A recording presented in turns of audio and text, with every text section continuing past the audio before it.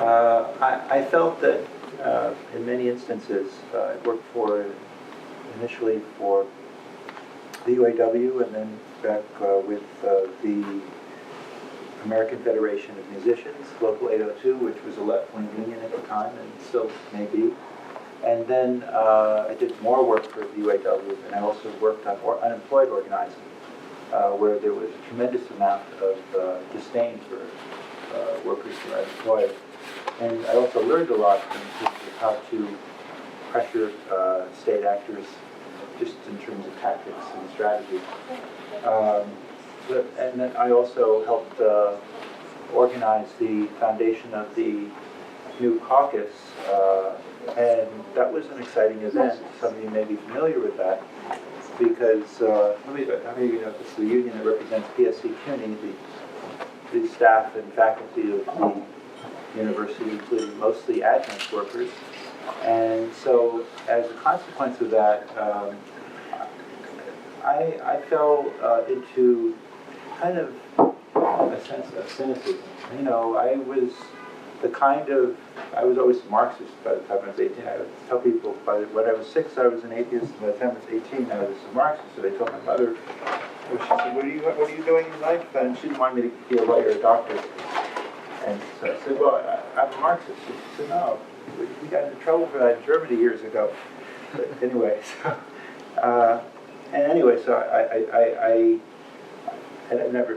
I'm always willing to change my perspective, but not my principles. And so the book has flaws, obviously, including editing flaws, as Joe pointed out.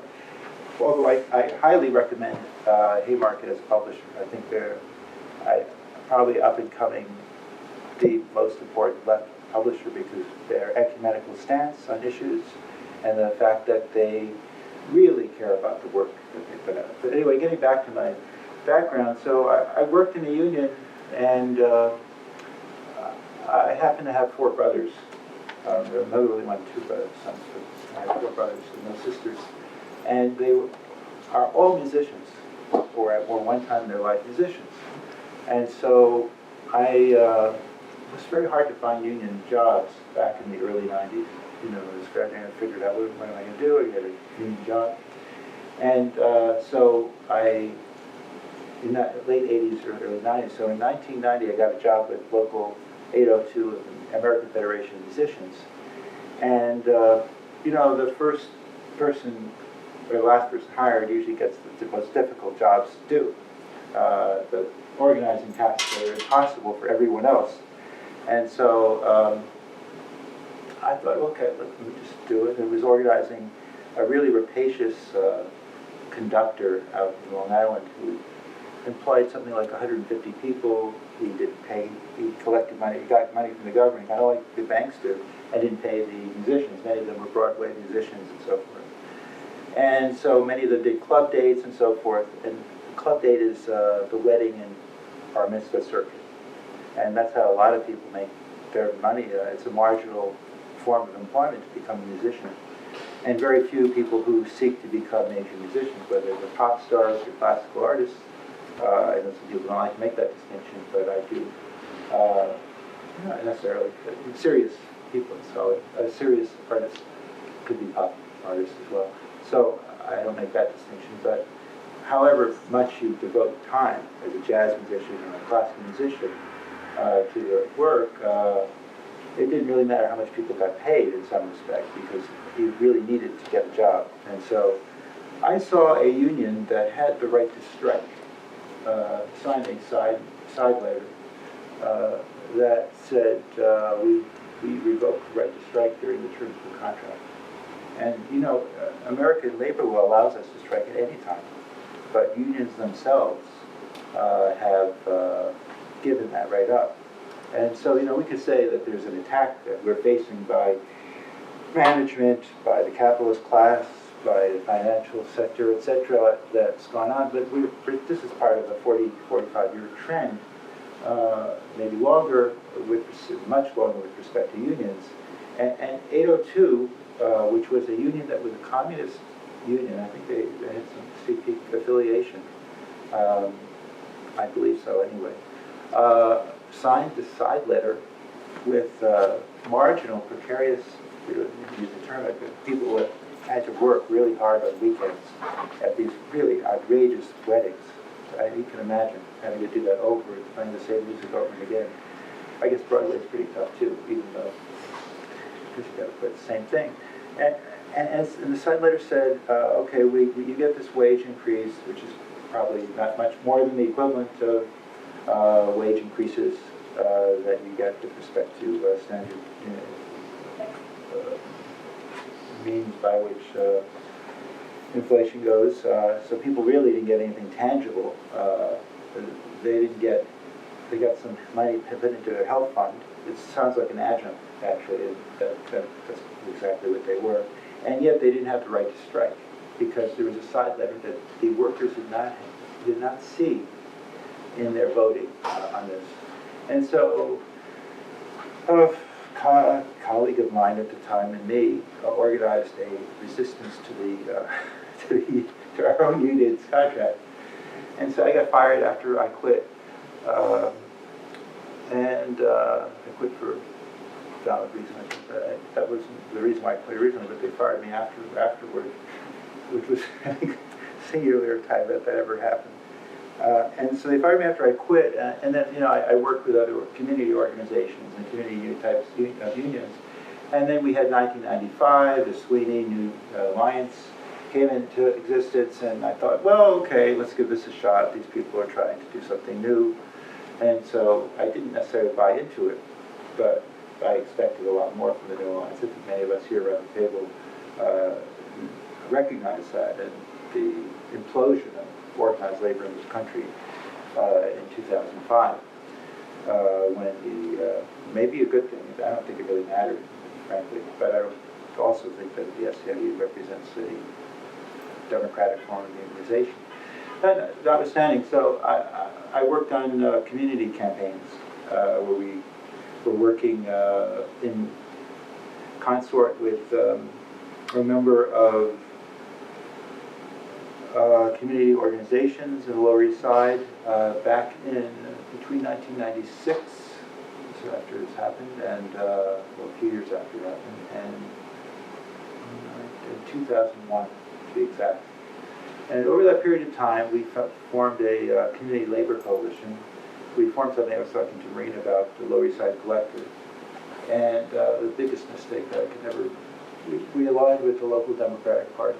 And I can't forgive myself for that. Although on the other hand, it might have helped in some ways. But we did that. It wasn't my choice. It was just the way things were structurally arranged. And that the leader came out of a left background, Puerto Rican woman who, by the name of Margarita Lopez, who talked a very good game, but she was authoritarian in her leadership strategies. And I don't like to be yelled at. I don't think any of us like that, or admonished, because I think when you do something right, and I don't believe in secrets necessarily, unless they're secrets that are extremely important about people's personal life. I think that issues that are related to people's lives should be discussed by everyone. So anyway, that wasn't the worst thing of it. Margarita Lopez used it as partially, she helped us in some ways. That could be Dario. So anyway, I'll just tell you reasons why. That's Dario. Okay, so I don't think I need to speak. I can continue that conversation at some other point. Anyway, I'm very much interested in this process of workers' democracy as an alternative, or actually the only alternative to one of the only to actually existing traditional unions. So I just talked a little bit about myself. I know others have spoken about themselves while I was here, while I was gone. But perhaps Dario wants to talk a little about himself and what brought you to work on. I mean, you are have written extensively on workers' councils throughout your career the last several years. Right. Well, on one hand, I think that anything in society should be under control of workers and communities. And I think we have to think also about not just simple workers' control, but how to evolve that into a broader model. So I think there are different interests always. So take a factory. You can have different interests between surrounding communities, the workers, and the consumers.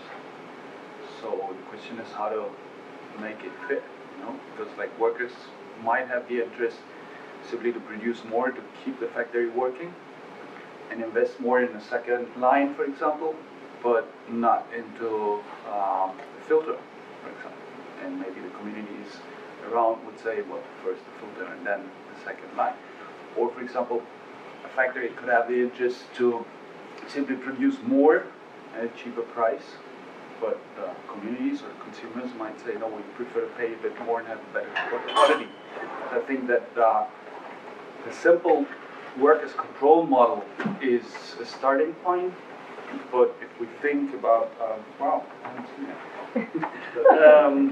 but if we think about how to organize society, we have to combine that with other elements that represent other kinds of interests. Actually, I don't know how I got interested into workers' council. Well, my uncle was a communist, and I had to learn all the communist songs when I was 5 years old.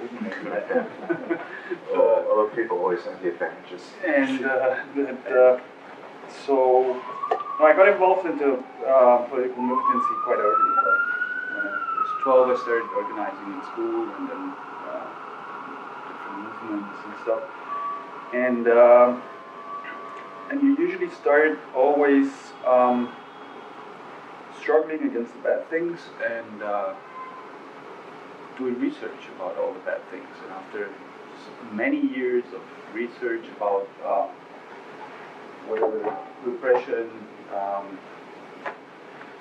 US invasions, and whatever, I started thinking about more about how to build something new and how to maybe try to do something, work on something where you can start building something new and not just have always a feeling of struggling against an endless machine that is going to kill you someday. So that's mainly why I started working about that. And then when I came to Venezuela, I went to Venezuela first time in 2003, I think. First time I stayed longer, and I found it very interesting. I found it the most interesting social process I've ever seen, simply for the reason that if we think about social change or revolution today, it's more probable that it's going to be like in Venezuela. But, even if I'm not a fan of liberal democracy or elections, but it's probably going to be on a first hand through elections, because there is no chance to get rid today of liberal democracy without getting bombed. So probably, and it will probably be an element that will be existing at the same time with other forms of democracy or people's power or whatever. So that's what I found very interesting in Venezuela, and at the same time also the situation that they simply Chavez won elections, but that didn't change all the people that were living there. And it's also a big difference to any kind of whatever armed revolution where you have a collapse of the whole institution that you have before, and they start building up from zero. And you have totally different situation in Venezuela, where simply it's the old institutions that they weren't made for social revolution, they weren't made to have the people participate more. You have the same people working there, and that's probably the same situation we will have in many processes of social transformation. And it's a hell, it's a mess, so, because many things don't work, and the government declares something, and quite a great part of the bureaucracy or even of the ruling party has other interests and doesn't do it. So you have all these, it's a slow process, and it's really a mess. But I found it very interesting because I think it's the nearest thing to what we might develop somewhere else as a process of social transformation. And the same question, especially about the factories or workers' control, because I don't think we will make a revolution and then everything will collapse and the workers have to take over the factories because otherwise they're not working anymore. That was the situation in other revolutionary processes. And it was not necessarily because of the high evolved consciousness or organizing of the workers, but they simply had to do something because the production didn't exist anymore, everything broke down. And it's a total different situation if you want workers' control, but there is no need to set it up because capitalism is still working like it does. So that's it's a very interesting process because you suddenly figure out that most of the workers are not interested in workers' control. They want their money, the beer, that's it. And then there is the process of transformation because in Venezuela, for example, in first hand, when conflicts in different private-owned factories broke out, the workers usually took over the factory and asked the government to expropriate it. And they thought that will solve the problems. And now, after a few years, they recognized that it didn't solve the problems, but it just shifted let's say, the level of conflict. Because now it shifted to the state. Because the state is guaranteeing, the workers their workplace, but even if the official orientation is to set at work a workers' control, usually the administration sent by the government has no interest in setting up a workers' control. Because and I think that's an inherent mechanism in any institutions. Any institution that you, as an institution, you don't give away power. And you usually try to reproduce and enlarge your power. So you, and especially in times of transition, when any institution is questioned, every institution tries to prove that they're doing something. To prove that, they don't give away the control to somebody they can't control, they try to keep it. So now you've got in Venezuela, in probably all nationalized factories, conflicts between the workers and the administration. Because after a while, the workers started recognizing that, first, the government didn't solve their problem. Second, parts of the government, even if the official orientation is workers' control, but parts of the government and of the ruling class have objective no interest in workers' control because they still live of the old economic model, and that will break down if there is workers' control, because workers' control would be the only guarantee to avoid corruption or to at least lower the law. In all these business in most of the world are working on the base of corruption. So, especially in countries like Latin America, Asia, or whatever. For example, the aluminum production in Venezuela is 40% cost. 40% of the cost of the production is corruption. So the production cost is higher than the world market price right now. But the thing is, how does it work? Well, there is an influence out of different factors. It's like regional administration and politics and the administration of the factory that earn more money if, for example, they buy spare parts or machines or whatever with certain resellers. So they have no interest in developing some kind of service that produces these parts or buy them, for example, in the country. Then you have all the transnational aluminum companies. All these companies have people that are traveling around the world the whole day and knock at every factory and try to buy aluminum, tons of aluminum, paying cash and below the world market price. And what they buy is practically the amount of aluminum that all, like Glencore or all these transnational companies use to fill up gaps or whatever. But it means that in these countries, like, they usually, well, sometimes they buy it by corruption, like they pay workers or supervisors or whatever to take out the aluminum, or they handle out prices with the directors of the factories. That's happening all over. That's strong pressure on these factories all over, especially, like, I know the example of Venezuela now quite well.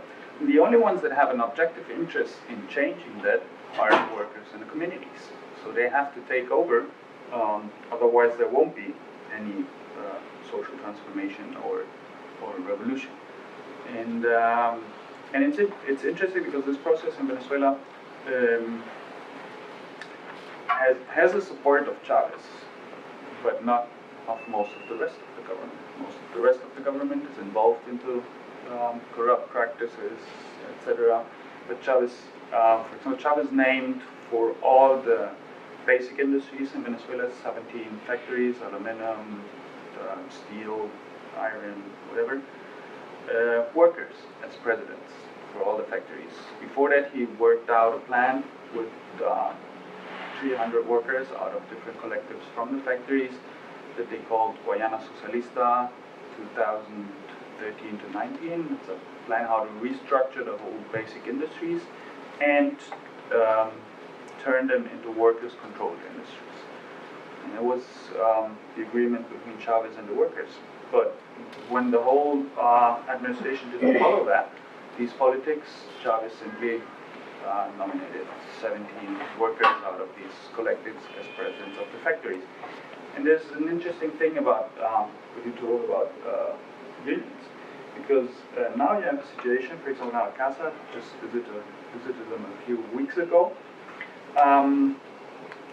Let's say there are three big currents of unions. One is, let's say, Bolivarian revolutionaries that are supporting workers' control, and out of their rank and file is the director, the president now of the factory. Then you've got a more reformist or whatever Bolivarian union, and you've got the old Acción Democrática, corrupt social democratic whatever. But the situation now that there is workers' control is that the Bolivarian reformist union is the only one opposed to the workers' control and tries to boycott the president named by Chavez. The revolutionary Bolivarians, well, are supporting him, and even the other union by Acción Democrática is supporting workers' control. And walking around the plant, I had quite an interesting experience, and it reminded me the writings of the councillors of the early 20s in Germany, because when they analyzed the workers' councils in the factories, they said that a typical thing is that if you start working and discussing in a council, the party question is not relevant anymore. The parties disappear. And that's what exactly happened. Apart from the Bolivarian Union that is against workers' control, you talk to the workers of the whatever right-wing social democratic union or whatever, and they have a complete workers' control discourse. It's like, for example, they had to close down one line and in Alcázar, and they transferred the workers, and the workers by themselves decided to make up a department where they started inventing and producing spare parts for their own aluminum industry, and developed already different replacements and things that are much better and cheaper than the ones that they buy usually officially outside. And all these people from this department are from the right-wing union. But if you talk to them, they start talking about, well, the creativity of workers that can then develop and are supporting totally the workers' control model. So it's quite interesting how these you're not talking about the leadership, you're talking about the... I'm talking about the rank and file, yeah. Do each of these three unions operate in all the factories, or No, it's always factory unions, and the typical thing is also that it's not just three, well, usually you have one union in a factory, and the different lists have elections, and then the unions compose following the votes, the different lists. So and, one of the three gets elected in each. Yeah, it's not one of the three because it happens. What always happens with leftists, the revolutionary left is working together, but it has got three lists. So they didn't win the elections, even if they have in assemblies full support. Because now at Casa works that they usually, if they have to decide to declare something, the president does a big assembly at 5:45 before the first shift begins in front of the factory, and then you've got departments, also department assemblies. So they've got full support by the workers for the workers' control model. So the right wing, the reformist Bolivarian Union is just, it's about 150 people that are not working because during former presidents they got all their payment for not working by being supposed union delegates. And but all the rest supports the workers' control model. But even so, the left didn't win the elections in the union. But you can see there how quite a lot of elements. While we were doing the book, we were reading like what happened during the last 100 years, and like especially these discussions among the workers reminded me very much the writings of the 20s. They said that suddenly suddenly the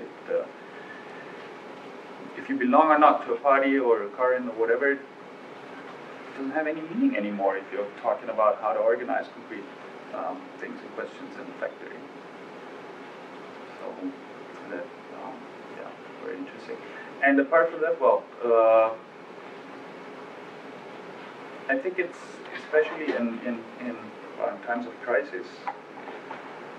We don't say that capitalism is a continuous crisis, but when it gets stronger, I think that this question about workers' control gets more becomes more important and more central again, because many enterprises, many factories will be simply abandoned or closed down by the capitalists. So the question is what to do with them.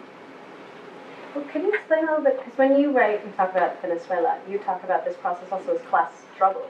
Yeah. So workers looking to try to take over their factories in that struggle, even though Chavez is saying it's okay. And there's so it's interesting because like in Argentina where workers are taking over workplaces, they're not talking about class struggle as what they're doing. It's just, well, we need to survive. So this is what we do to survive, and here are these obstacles, and we do this to survive. But in Venezuela, it sounds like it's cast in a more class contentious kind of way. Definitely, I think because also the frame is bigger, you know.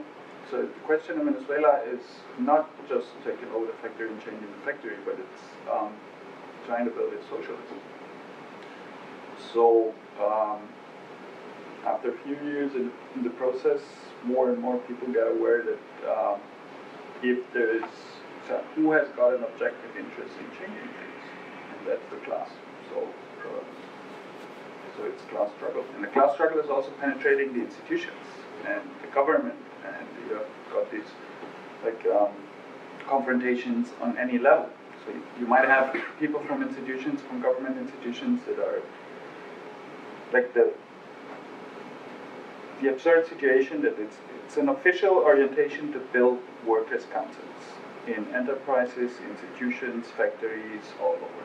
So it's the same institutions that send out people doing workshops and doing political workshops with the workers to teach them workers' control, co-management, workers' history, whatever, and to set up workers' councils in the factories. And, at the same time, usually, so one institution sends out somebody to do all the teaching, to do all the workshops and everything, and then when they start organizing the workers' council or the factory council, the same institution, but another branch of the institution, tries to prevent that they take control. Because well, it's different interests also inside the same institutions. But I think that the clear idea that it's a class struggle is simply because it's in a bigger frame, you know?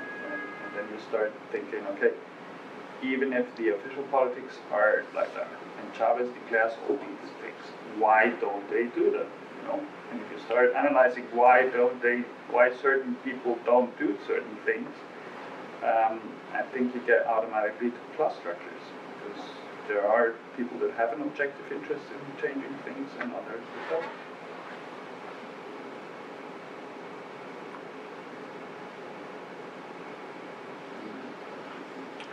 So this book is organized in a way that we start with theoretical examples, and I would say that I don't agree with every chapter in the book necessarily. I think that it represents a kind of ecumenical perspective of many different people in the theoretical section of the book, but I think there's a common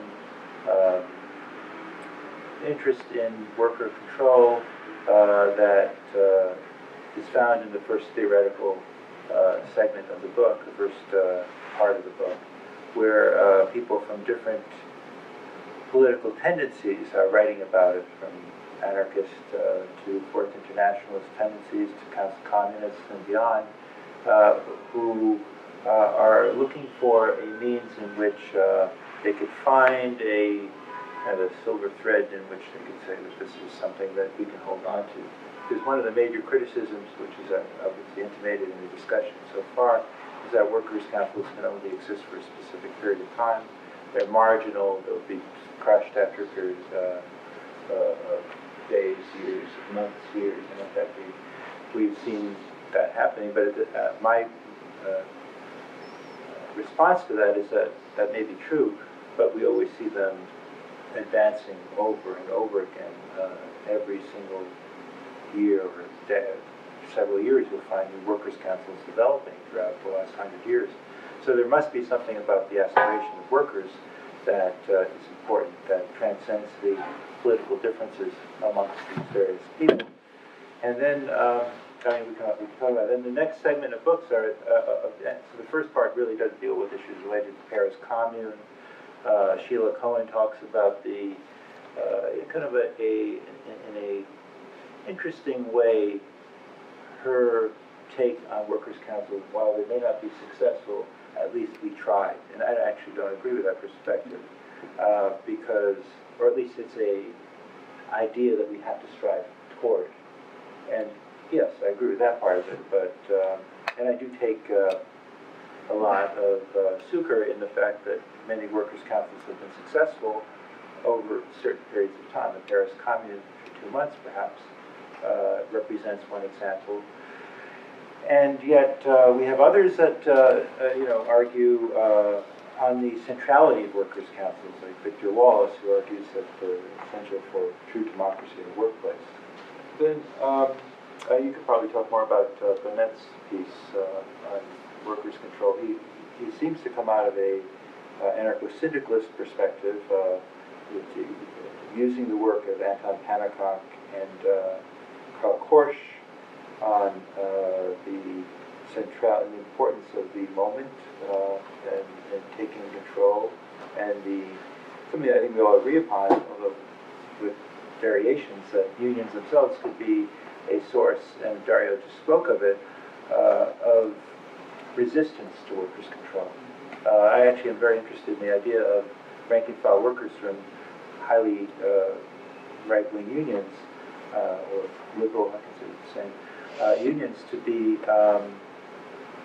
actually taking power away from their unions in some ways. That reminds me of the German Revolution, the Council Communist movement, and that's actually very interesting. And something we talk about in the chapter about the problems and difficulties that take place, which you can elaborate on. But I think I'm trying to summarize the first part of the book, and I'm asked these questions all the time, and I think about it all the time. Well, so how do we sustain a work? Is this some kind of pipe dream, something that is not reality? And I would say absolutely not, because we have many examples of it, so it's certainly a case, but how can we consolidate this power that workers gain? And I would take the position that workers are always ahead of their leaders. That, and that is not a vanguardist position, but maybe it's a workers' vanguardist position, in the sense that that the workers themselves know more about what's going on. They're much more interested in, and maybe this kind of responds in a kind of nuanced way to your point that is well taken, that they're engaged in class struggle, but they're also opposed to bureaucracy within their unions, this ossification, this collaboration that unions have with management, and that unions have failed to engage in class struggle over so many years, which is where we are now, what has got us to this point, in my view. Do you want to talk about this, the early period? I have to do these presentations, but you could. The second set of chapters deal, the second part of the book, and Dario knows it as well as I do, that better. You can want to talk about Italy, which I think is one of the most interesting examples. There's a very interesting quote. First of all, we can talk about the German one, which I think is one of the most interesting, the shop stewards movement. I read the chapter many times over, and I also know the writer fairly. I've never met him, but these days you can know people without having met them, which is kind of strange, very strange. Well, I knew each other for years before. Right, that's true. Right. And we hate each other. Yeah, that's true. So there is something to be said for, I don't believe in social capital or social networks, but I just think there's only one form of capital. But anyway, what I would say is that the council communists were extremely important, because here is a generally, these are unions that are communist-based with big C unions that are chartered by them and have gained a lot of, at least, encouragement by the Bolshevik Revolution. And yet, at the same time, they are resisting bureaucracy within those unions. And so what's so interesting about this, and you probably can elaborate on this more than I can, is the fact that the people who led the Council Communists essentially said, okay, union, you can do whatever you want, but we're going to be engaged in a shop floor type of activities. And that's why it's called a shop steward type movement, because essentially you had a democratic process within the shop floors themselves. This aspiration of workers to control and to create there was a German Revolution, obviously, that lasted a very, very short period of time, that created an idea that something could be better. And yet, not a third way, but a fourth way, or maybe a fifth way, I don't know. How you would characterize Council Communists, I would say maybe a fifth way. They're not Fourth Internationalists, but they are a breed of democratic socialists who believe that everything has to be run at the shop floor level, and that you cannot engage, you can't have democracy without workers' control. I think that's actually true. I think that if we talk about workers' democracy, we have to look at it not as bottom-up. I don't like that phrase, bottom-up, anymore. We've heard that in the union movement all too long. I think I like your terminology, horizontal. Well, the Zapatistas say, from below and to the left. Yes. Where the heart resides. Because I don't think we need to go up. I don't want to go up. Yeah. I think we just... But are we talking about, just to clarify, you're talking about like the early 1900s up until about 1920, so kind of the councils before revolutions and the taking power kind of Yes, and the Bolshevik Revolution, and also the one that preceded it, there was a workers...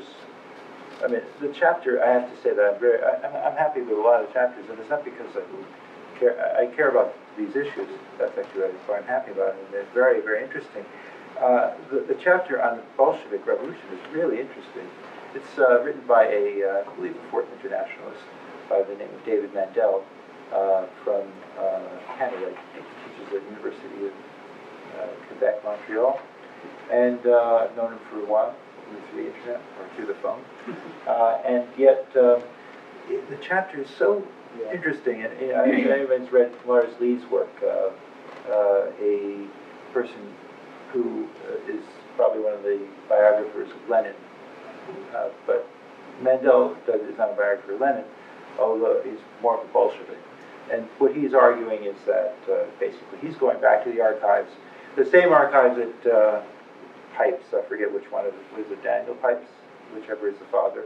The same archives that were traversed by Remnick, the editor of the New Yorker, the same archives that Robert Service looked at. And he comes up with a completely different analysis. He said, well, if you really look at these archives, you can see that there is a working class root that is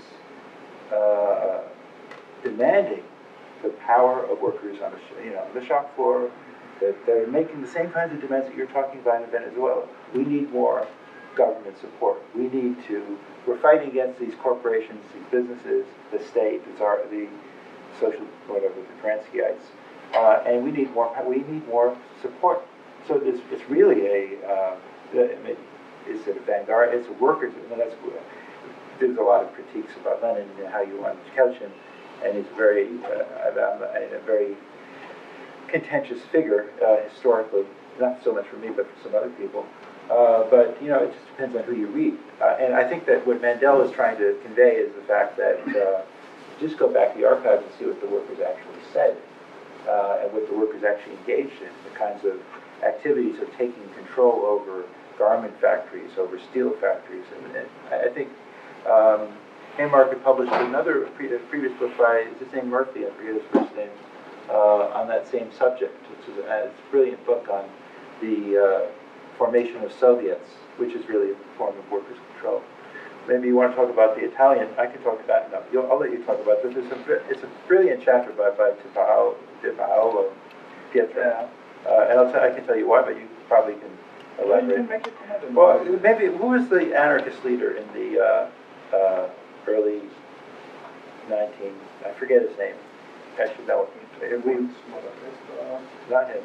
Not Enrico, Erco, the other guy. Where Gramsci, who was the leader of the Communist Party, is having a debate or discussion, and De Pietro has it. It's a very interesting discussion that they're having, and the anarchist leader is saying, if you take power, this is during the period of the Turin. Trying to think of the period that's known as the Red 2 Years in English, that you have a period in which the auto factories are operated by workers for 2 years. That's unbelievable. So there is a degree to which we can think of sustainability with respect to actually controlling factories. So anyway, what's so interesting is that there's this discussion. I think it's just kind of interesting that the anarchist is saying, Antonio, I don't know how they say it. You want me to read it? No, you read it. Read it, because I think it's very interesting. This one, as the anarchist Garino reflected. I don't know. Yeah, that Garino. I think he's not a revolution. Gramsci opposing political views about the future factory councils were underlined by Garino. Gramsci's agreement with our proposal for factory councils stopped precisely at the issue of the state, of the dictatorship of the proletariat. He told me, not only are we working together now, but we must do so until the overthrow of capitalism. At that point, if there are different assessments by us communists and by you, the libertarian communists, will each go our own way. Until then, we had worked together in practical action, union action, preparation for the revolution, even armed preparation. In his discussion with Gramsci, Garino clearly indicated his fear that the revolution would devolve into a one-party state dictatorship. I said, look, Gramsci, I think that the dictatorship of the proletariat will eventually mutate and degenerate into the dictatorship of a party, or even worse, of an individual.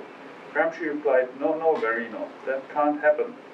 The party will not allow one man to take the reins of power and do whatever he likes. I'm not convinced, I said. And I tell you what I believe. When you take power, we'll be the first to be shot. Gramsci jumped to his feet with that big bushy head. Garino, no, don't say that. That will never happen. Yes, with Gramsci, there was an incredibly close relationship. Garino, oral testimony. And there's a continuation of that, those kinds of discussions. I mean, I guess somebody could probably write a book on these discussions between the libertarian socialists, others, whatever they are, or anarchist tendencies, movements, and people like Gramsci, who I don't think, obviously, ended up as a big C communist, really. And it's kind of funny saying that, no, we're not going to kill you, don't worry. So anyway, but that's a question. Another chapter very interesting is the one about Argentina in the 70s. Yes. Because it's again a situation where there is no real revolution, but at the same time an effort and the social push to take over factories and introduce workers' control. So I find that also very interesting. So at some point, I would love in our discussion to talk a little bit about Argentina now. Okay.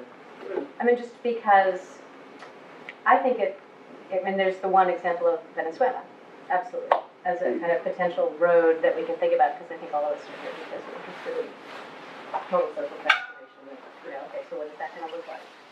If I'm assuming too much, whatever, but it's some version of that. So right? I just usually assume most people get very technical and make something different. So there's Venezuela, but then in Argentina, there's almost 400 workplaces that workers have taken over, recuperated, intentionally using that language, that they are ours, we're not occupying them, we're recuperating, it's already ours, running them horizontally. Those that have existed, I mean, this is some of them going on for 10 years, and those that have existed for more than 3 years actually do, even if you're going to talk about levels of production on kind of the capitalist model, are doing better than comparative workplaces, industries, whatever that is, whether it's a health clinic or, a metal shop or a print shop. So how does that fit into the conversation about, because they're not identifying as kind of class struggle, it's workplace by workplace, but yet they show a solidarity with one another that's really incredible. And a lot of them, when they have bureaucratic unions, they either take them over or kick them out. So where does that fit in this picture? Is it like there are these two potential paths as far as transformation, or is it exceptionalism? What? Because it's not, I also don't see it as, a lot of people like to identify what's going on in Argentina and say, oh yes, it's kind of like our cooperative movement in whatever part of Europe or the US. It's very different than cooperatives. Workers just say we're going to run it. No, I don't think so. I don't think it's two different ways. I think that, and I don't like states, I don't like parties, and I don't like governments at all, but I think that they will reach the point where, if they want really a bigger transformation, they have somehow to take over government. And the big contradiction with that is that I'm not a friend of governments and not of government, and I don't even think that the government can be the agent of change. But I think that the historical experience is that the government can't be the agent of change, so the government can't do a revolution or lead socialism. But if you don't have the government, it will kill you. So it doesn't allow you to build autonomy, because it's not that. The idea is, I think Argentina is very interesting, but it's not thinkable that they just go on at that rhythm and maybe take over more, and then they have 2,000 factories, and then 4,000, and the capitalists and the government are just, okay, and then at some point they will have the majority of the factories.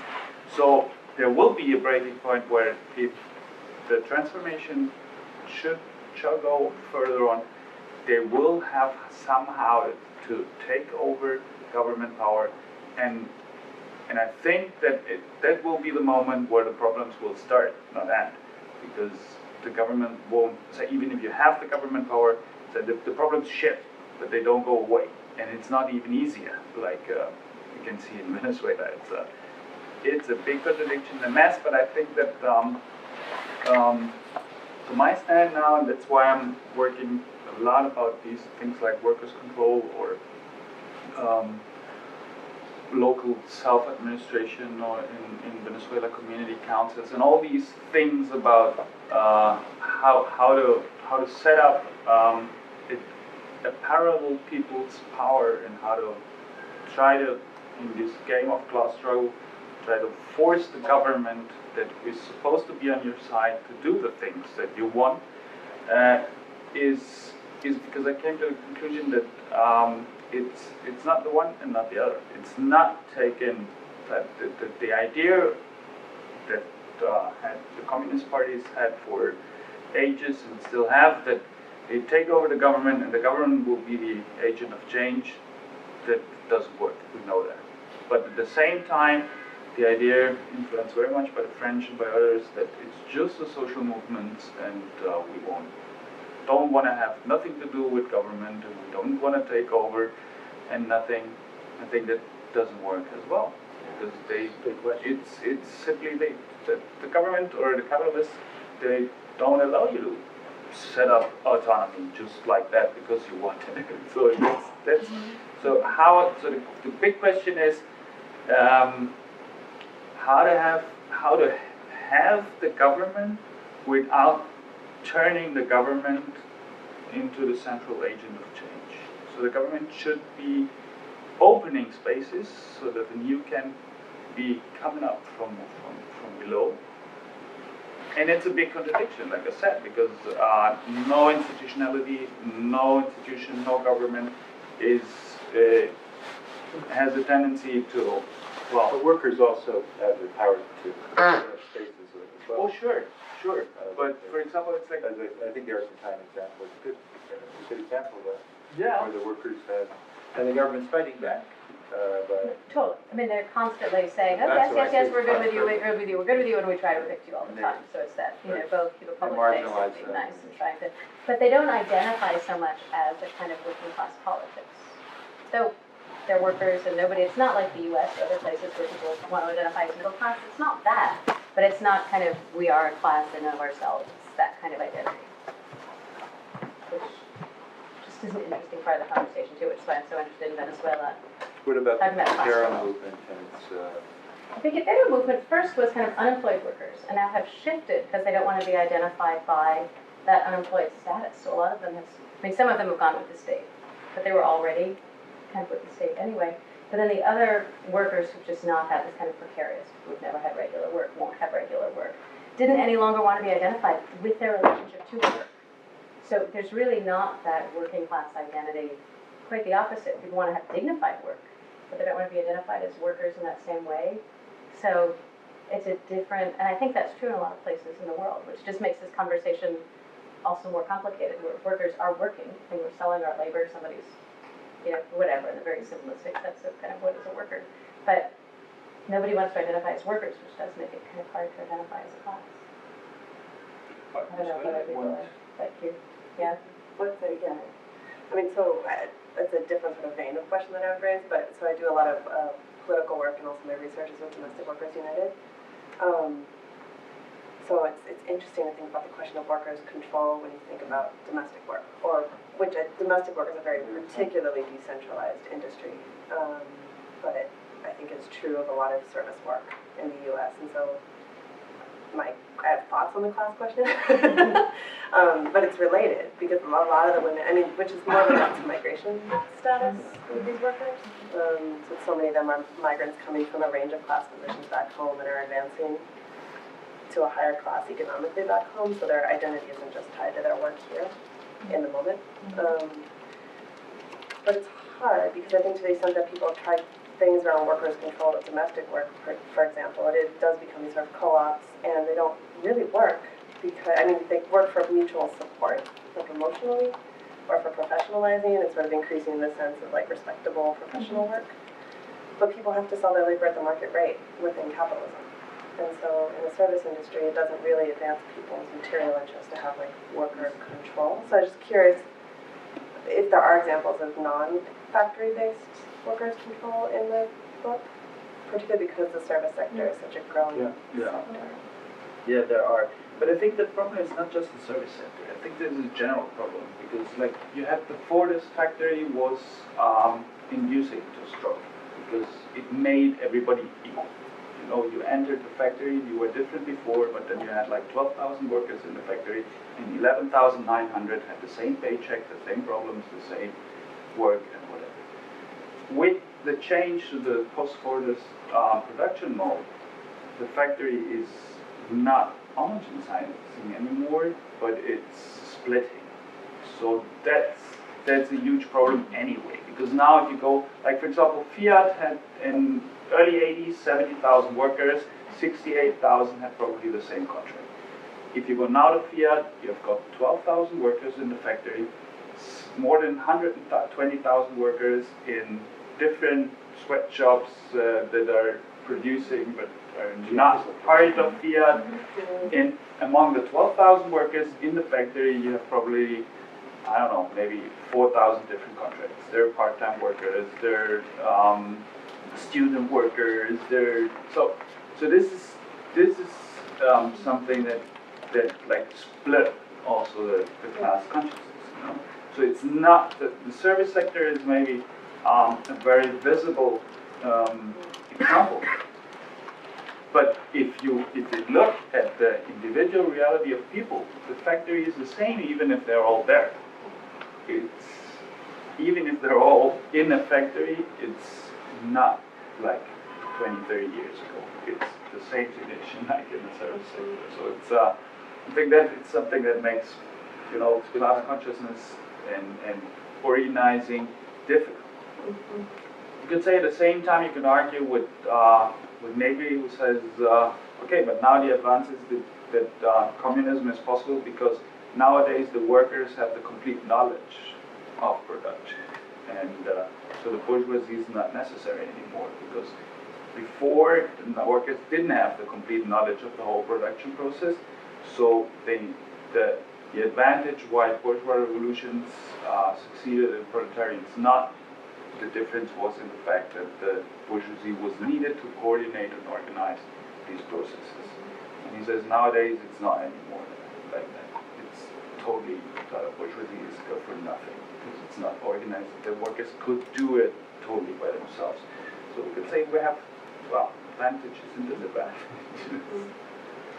The book has a lot of examples, even rural and rural workers in India, transportation workers in Indonesia, and the example that Dario was mentioning about the Argentine public sector occupations, which I think is very interesting. And actually, I'd love to see here in the city and state.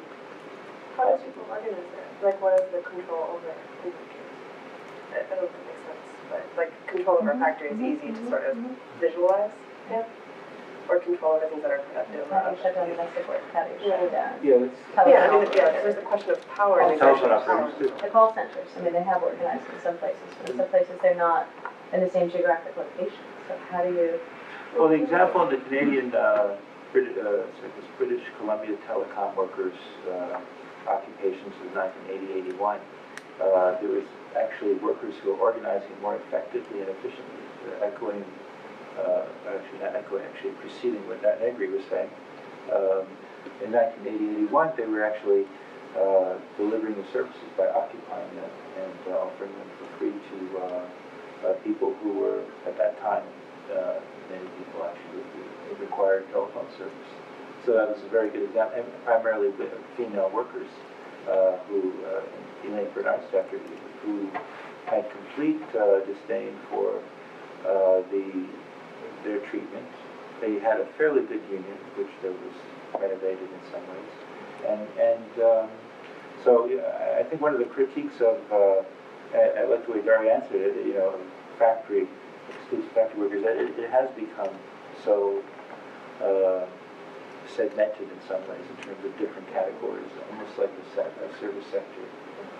But within the service sector itself, I think there's also a segmentation and public sector as well, where you have people in the public sector who are working as provisional workers and alongside people who are contracted out workers and so forth, and so forth. So I think that consciousness is very important. I think maybe that's what you're talking about. You know, how do you develop the working class consciousness? If that's even a location, I guess I'm asking that, and I'm also questioning the location or the identity as class relationships. So unemployed workers in Argentina is a great example of people who have precarious work and aren't identifying by class anymore. They're identifying by neighborhood because they're all excluded in these kind of peripheral neighborhoods. So that's the location. So I wonder if some of the conversation is just about relationship to work, but also about, in some places in the world, it's location of where you live or where you circulate. No, but that's Is it always interesting what you production? say, because what I sustain in my thesis is that the community is the class. So, and that's, I think, quite typical for Latin America. Mm-hmm. So the class doesn't form necessarily at the workplace, but it forms at the workplace in connection with the community, because the primary identification for many people in Latin America is the community, and not in a nostalgic sense or in a folkloric sense, but it's a class dimension, because there's such a big territorial segregation that if you live in a certain community, you have shared class experiences of marginalization, of whatever. And it's interesting because it doesn't even, it's like for example, Venezuela is, if you live in a barrio, in a neighborhood, you have also in the barrio big differences. There might be somebody owning a house with 4 floors and renting, but the moment this person goes to the city, to an institution, to a bank, it's living the same discrimination like any other living in his neighborhood, simply because he's out of his neighborhood. So, and if we look like Chile in the 70s, so what was the strongest support for Allende? Cordones industriales, the factories all around Santiago that were organized not just as factories, but with a strong connection with the community organizing. I think you have the same thing in Venezuela with primary identification, and that's even why at first hand the community councils, like the local self-organization of people, work much better than the factory councils, is because the primary identification of people is with the community. But I sustain that that is a class identification, because it's not because there is the park or because this is your neighborhood for whatever reason, but it's a result of a shared experience of marginalization and of struggles that went on like 20, 30 years or even more, where like they didn't have electricity before. Their parents were struggling for electricity, their older brothers for water, and they are struggling for transport or whatever. So I think that this community identification is a class category. So class kind of but like relationship to power, relationship to access, not necessarily relationship to production. Just because it's so interesting in the U.S., everyone's loving this 99% thing, because everyone can fit into it. Like everybody is the 99%. Because we don't have access to decision-making, power, right? I mean, but it's an interesting thing, because then what are you identifying with? And it's not as a class, but it's definitely as not having access to decision-making, to power, to. So I guess I'm trying to distinguish class. Because I think, you can do it analytically, like the class, but that's the class. I don't think it always articulates as class. Like you're saying, that there is a class reality there, but it's not often, or maybe right now, it's often not how it articulates, and so then it's complicated. Particularly, to dominate on my side. So when you do think of workers' control in the domestic work industry, it can be established through a set of specialized skills, right? Like we have the professional skills of baby nursing, right? Which there are. It's a highly professionalized, like, if you actually, like, know that stuff, it's a very complex set of things. Which is complicated, because some people actually that's an advocacy based on a professional identity, not like a worker. It's a professional worker, but it's emphasizing the professional. You know, I think it's complicated, because sometimes establishing control over a workforce either does the segmentation itself or doesn't necessarily promote the kind of consciousness we would like, right? So I just think I think it's right to sort of step back and be like, that is a class struggle. It is, you know, but I think if we don't engage in how people are articulating that and understanding that, we can run ourselves down some politically bad alleys, you know. And I think it's a complicated moment, because it's not, with the leading classes in the United States, in my opinion, the leading parts of the working class in the U.S., which is what I know best, immigrant workers, they don't always call themselves working class. It's, you know, But the class forms a struggle. What? Social relations. So. It does, but what is the form of struggle? It means that the class that forms is a professionally identified working class. Am I making any sense? Like, yeah, well, I think it depends on if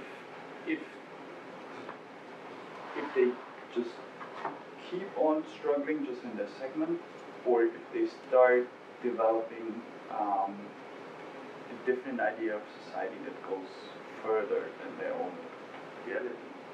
That there will be, like, for me, the switching point to say they assume the role of class, and it's not connected.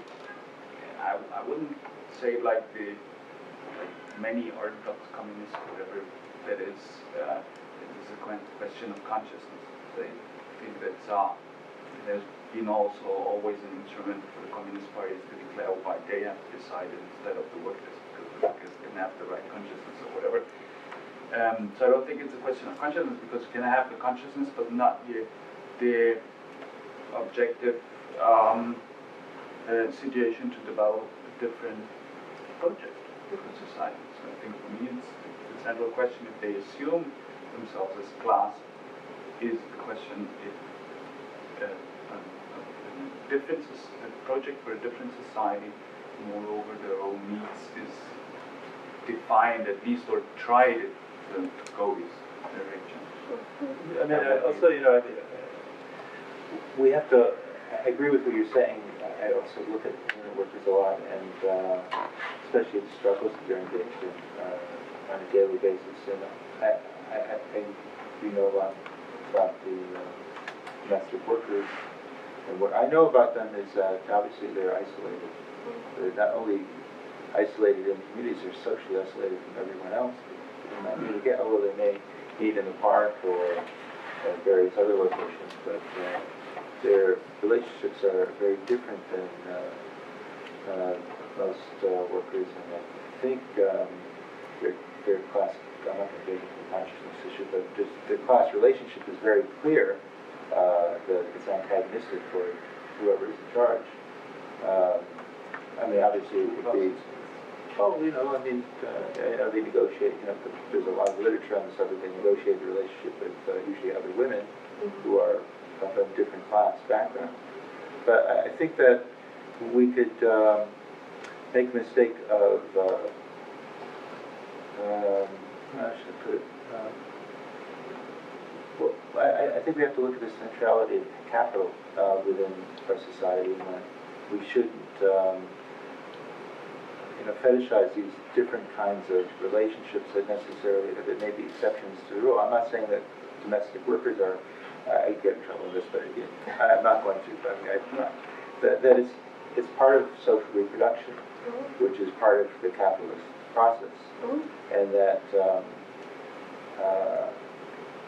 I'd like to hear what you have to say about it. That's all I'll say, is that it's a very, very complicated situation, that social reproduction of the upper class is being engaged in by working class women, and that's not nuanced at all, but right. Precisely. Is that okay? Absolutely. You know, it's exceptional in some way. I mean, it's exceptional because it's extreme. It's like the extreme of a lot of different social patterns, though. So I think that's partly what's asking about what are the examples of the service work, is because domestic work is extreme socially reproductive. Like, it's extremely isolated. It's extremely decentralized. It's an extreme, but of a pattern that is increasingly a social pattern of decentralized service work, and dominated is the U.S. Yeah. Right, and so I think it's an extreme case, and so it wouldn't make sense to make it be a case. But it's an extreme case that sort of forces a lot of questions, right? What are the relations that happen in reproductive labor, right? What is the control? Where can you exert power and control? Like, I don't want to co-opt the whole time. You're not at all. I think this is very important. You know, I think so. It forces a lot of questions. It does. It forces questions that are uncomfortable, that many other groups would say that are uncomfortable, but they're uncomfortable questions for many people, men as well as women. And, that's what makes it so important and interesting. But it's also different steps, I think, because one thing is how to organize people, or how to organize the workers' control with them, and the other one is then, if we come to a discussion, what makes sense in a society and what not. Okay, then we have to rediscuss everything. It's not just about the workers' control. But I think that there are possibilities to, like, for example, I think now I know some farmers cooperatives in Nicaragua that in eastern Nicaragua, they, for example, they started working with little farmers that want to have their land. They're not giving away the land, they're not building a big cooperative. So the cooperative they set up is that everybody works his own land, but they coordinate everything. And the cooperative is to buy and share machines, to buy whatever they see, to buy whatever they need, to resell, to organize workshops. They organize everything, but everybody is still working on his own piece of land. So it's not ideal, but it's, you know, if you start with a certain reality that is really individual, maybe this could be a way, for example. On the other hand, I think it makes me think about the importance of social spaces, because, like, I think that the thing that the community comes back as, or is the dimension of class identification, is also because it's a social space, and the workplace isn't it anymore? You know, it used to be. So, so I think that probably it was a proposal by Marco Revelli, who's an Italian writer, years ago. He wrote a book, and he said he called it the social left, and he said that what is needed is a territorial organization because of the fragmentation of all the different work situations and jobs. What has to be done is a local territorial organization that also brings together all these different individual jobs. It's said very easy, it's done not that easy, but I think that's probably the direction.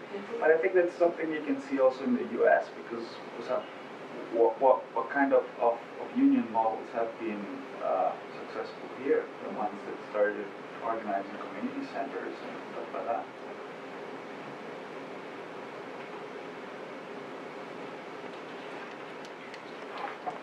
But if you go one step back, because I always start saying that apart from the fact that we think that workers' control is necessary and makes sense and shared also by, and for example, services should be under workers and communities control. Because if we just think how public services are working, then we know when they were in state hand, well, they worked somehow not that good, but okay, whatever. And they were privatized, and it was a mess. That's the experience, and it doesn't matter if it's whatever, the US or Great Britain or Venezuela or India, it's all over the world the same experience. So I think probably the only mechanism to guarantee a balance between effectiveness, price, and social dimension is community control, workers and community control. Because if you, for example, if you start controlling electricity service, energy service by the community, you won't have the case that you accept a service that is very good but much too expensive. But you also wouldn't accept a service that is really cheap or really bad. You wouldn't allow that your neighbor gets cut off electric service simply because he couldn't pay a month. So you would find solutions. I think that probably the balance, especially in the service sector, is that not the individual service, but general services would be, in my opinion, a combined control between workers and communities. And I also think that it's a quite human condition, because when people talk about how these workers' councils or councils are so strange and weird or whatever, I don't think so. Because it's usually the first thing that in any experience we have, like it might be university occupation, school occupation, or a problem in the neighborhood or whatever, the first thing people always do is sit together in an assembly and talk about that, and not vote for a leader who decides everything. The human condition, I think, is a collective solution.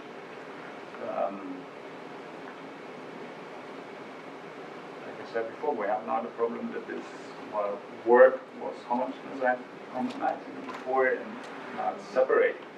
So that makes a lot of things much more difficult. I think one question that I'm trying to wrestle with is, if you start getting more of an economy where enterprises are run cooperatively with workers' control, how do you get the whole economy to work, as opposed to, well, okay, we'll each be cooperative with our own within our own enterprise, but will relate to everybody in a market or in a capitalistic way. And you could start winding up with capitalism just in a different way and on a different scale. And I have my own thoughts on that, which I'll keep to myself just for the moment because I'm curious to hear what other people are thinking along those lines. To me, it's like a really big puzzle. You know, how do you not replicate capitalism? I mean, thinking that where mine is going, where I see some other people going, is try to have everything where it's all the pricing is negotiated, where everybody negotiates with your supplier, with your buyer, and you negotiate horizontally. So somehow you come up with some kind of distribution system that's not market-based. And just to make that work, you probably would have to have everybody's financial information would have to be completely open and open for inspection for everybody and publicly available. But these are just obviously very broad sketches here. I'm curious what other folks' ideas are on how do you keep a market out of it so you don't replicate capitalism. I think, you know, when you look at the United States and its example of worker control, it's most in its advanced form was in the 1930s, the late 30s, between 37 and 38, 36 and 39. And I think that people thought that if they get a union, that they would be able to have a revolution. That if the auto workers had the union and were able to gain power, that they would be able to control production. And if you take a look at a lot of the writings by Hannah Flint sit-down strikes or the Emerson Electric occupations and so forth, people felt that they'd stop work as soon as the employer violated any kind of agreement with the rights of the workers in some ways. But I also think that it gained a lot of its inspiration from an idea that if they had a union, they would somehow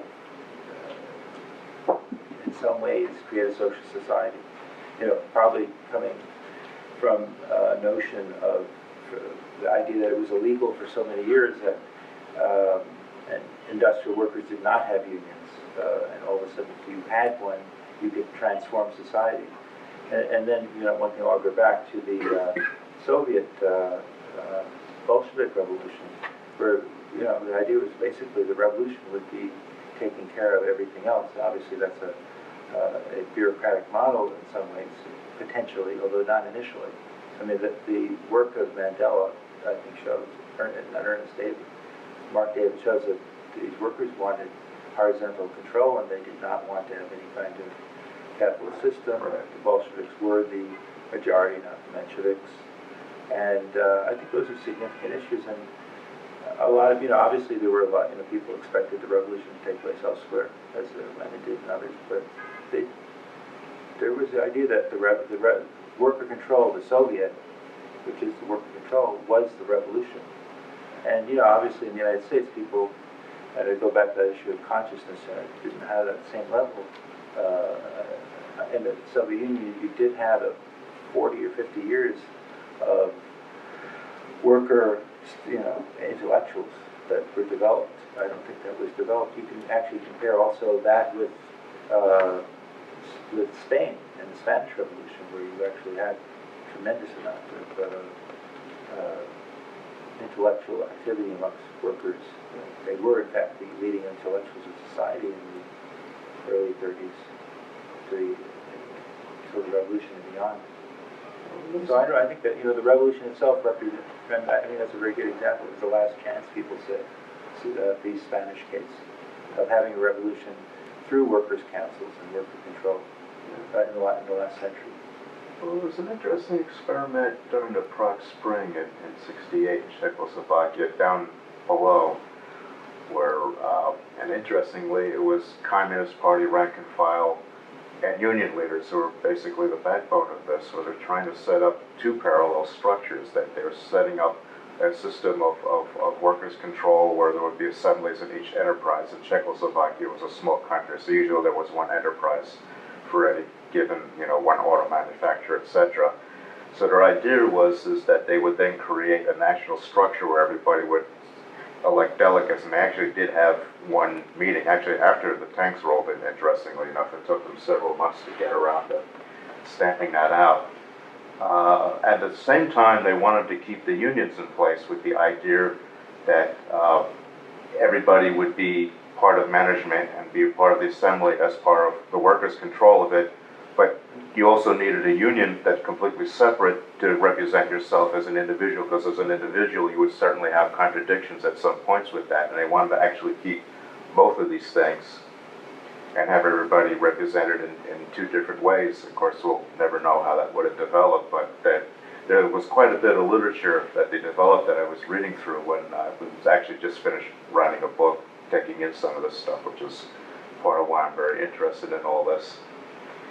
And that they have some very sophisticated ideas, and to me that's probably the biggest crime about the crushing of that, is it would have been such an incredible experiment. Like, okay, they had no contemplation of it not continuing to be state-owned, but that everything was really going to be community-controlled. And they had some pretty sophisticated ideas that, you know, again, we'll never know how it would have come out. We do have a Polish example, but I think that would be probably very different. Yeah, I think they were going in somewhat different directions. I'm not as familiar with the Polish. I mean, I think the Polish example is probably driven much by international capital. Yeah. I'd like to learn more about that. So Venezuela now has the same discussion. So they keep the unions and the councils in the factories. Right. Because they've got different. But interesting thing, while the councils are not against the unions are against the councils. Okay. Yeah. That's interesting, because in Czechoslovakia, it was the unions who were explicitly behind that. Mm-hmm. That's a very interesting. Isn't there a division between who makes decisions about production, which is the workers, and who makes decisions about distribution, which is what the community council is, or is that my imagination?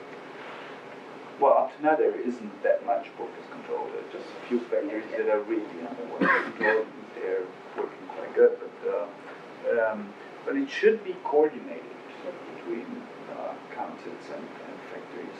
And it's also another question, because if the connection with the communities is not just because of the distribution, or because you need another whatever, you have to organize another interest.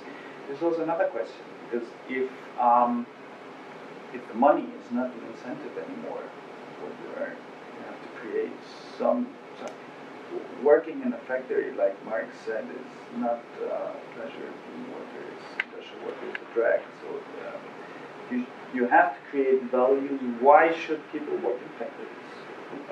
And if it's not the money anymore, you have to create something different.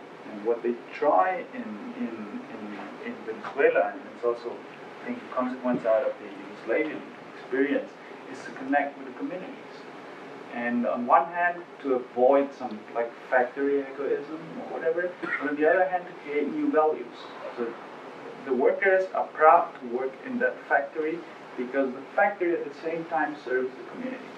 So for example, like the education missions are in the factory because the community doesn't have the space to organize them. Or the doctor that is paid by the factory is also doing stuff for the communities. Or once a week the factory organizes a film presentation. Or whatever. And then a certain amount of the earnings, of the surplus of the factory earnings should be invested into the communities, decided by the communities what they need. And that, I don't know if it will work on the long term, but on the mid-term you can, like the factories I know that work their way, you can notice that the workers are proud to work in the factory because they know it serves the community. You know? And so it's not just a question about different interests, but it's also the question about creating new values, new incentives. Maybe this is why people don't think of themselves as working class, because if the state or the leading institutions is a capitalist state or a state capitalist state like Yugoslavia, Poland, Czechoslovakia, that in the case of Yugoslavia, certainly they had prioritized the factories that were state-controlled and not workers' controlled, the ones that had a level of capital investment that might have foreign elements to it.